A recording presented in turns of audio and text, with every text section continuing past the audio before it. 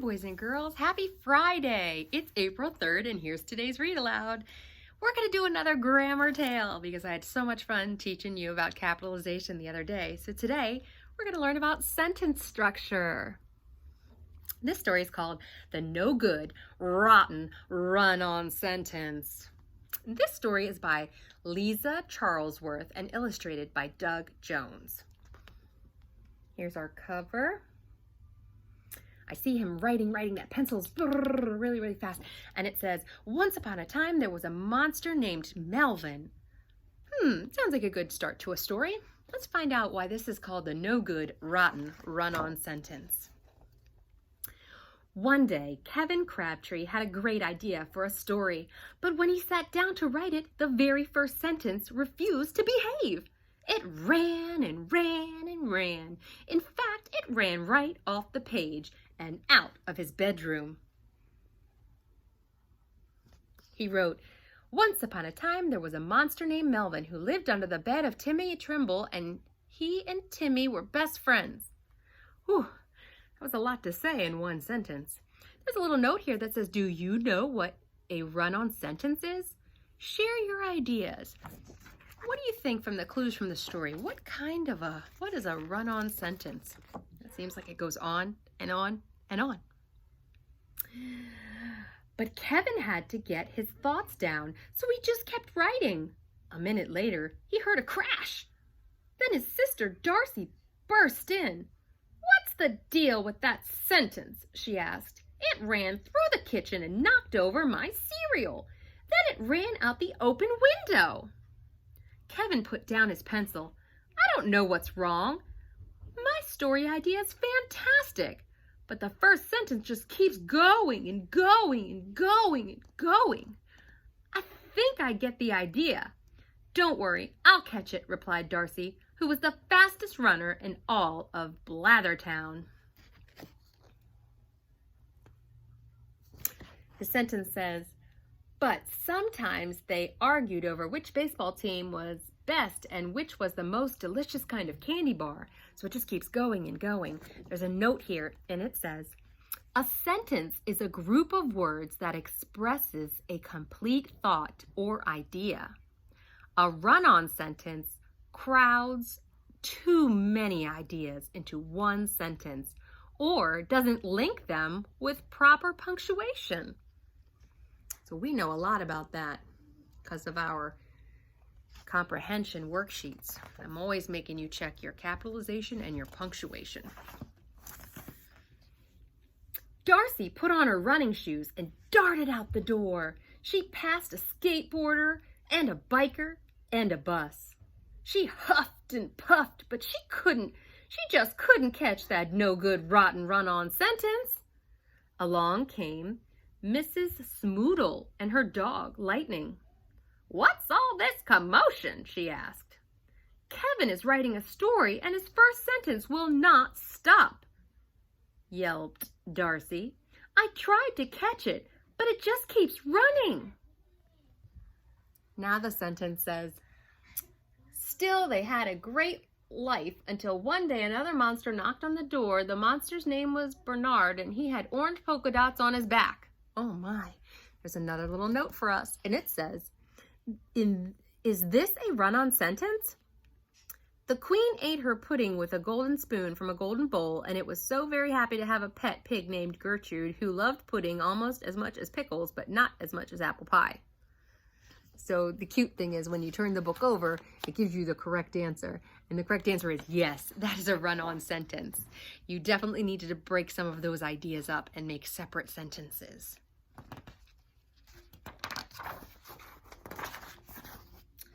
Along came Cowboy Cal on his horse. Howdy, partners. Why the long faces? Kevin is writing a story and his first sentence keeps running and not even Lightning can catch it, explained Mrs. Smoodle. Why, I'll get that ornery, disrespectful gaggle of words if it's the last thing I do, said Cowboy Cal. He twirled his lasso this way and that and took expert aim.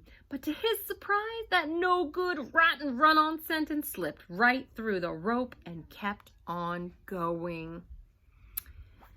Ooh, let's see what the sentence continues to say. So it says, there were so many dust bunnies under there, and Melvin thought of each one as a close personal friend. Friends with a dust bunny? That sounds pretty gross.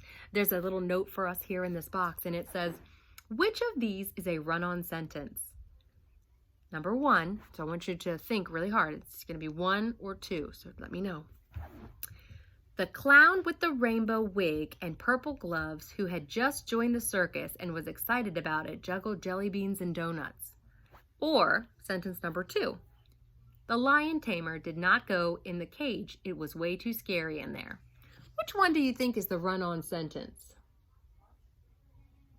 Did you say sentence number 1?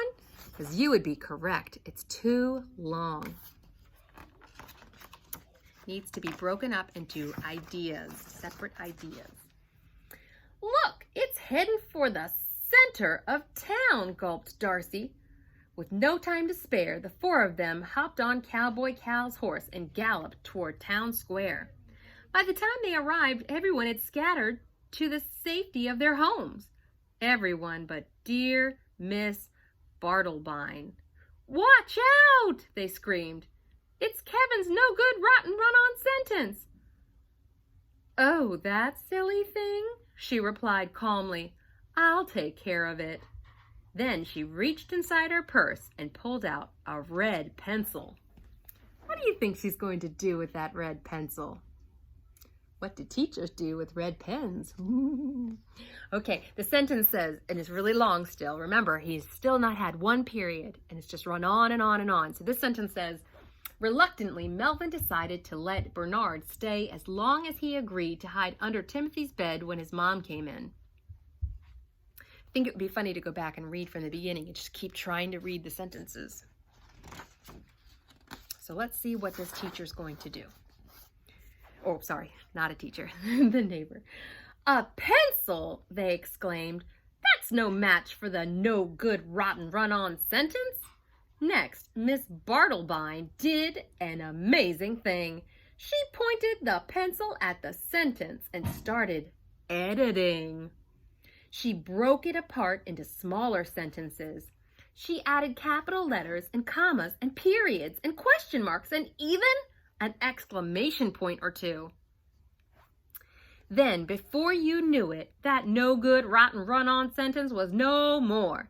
And in its place were dozens of tidy, clear, perfectly polite sentences, along with the start of a darn good story. So if you look very carefully, you'll see how she has gone through and fixed things in the story. Do you see what she's done? As she broke the sentences up, she had to capitalize the beginning of each sentence. She put some punctuation in there, so that was really good. It says here, sometimes you can fix run-on sentences by adding a word like but, yet, for, because, or, and. Can you fix these sentences with one of them? So let's take a look at these sentences here. The woodchuck was always late to school. His alarm clock was broken. What word do you think could go good in that sentence? The woodchuck was always late to school.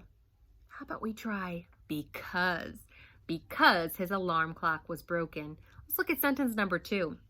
The chipmunk was funny, the squirrel was funnier. What do you think we could put in this sentence to make it so that we can fix that run-on? Right, it should be but. The chipmunk was funny, comma, but the squirrel was funnier. Nice job.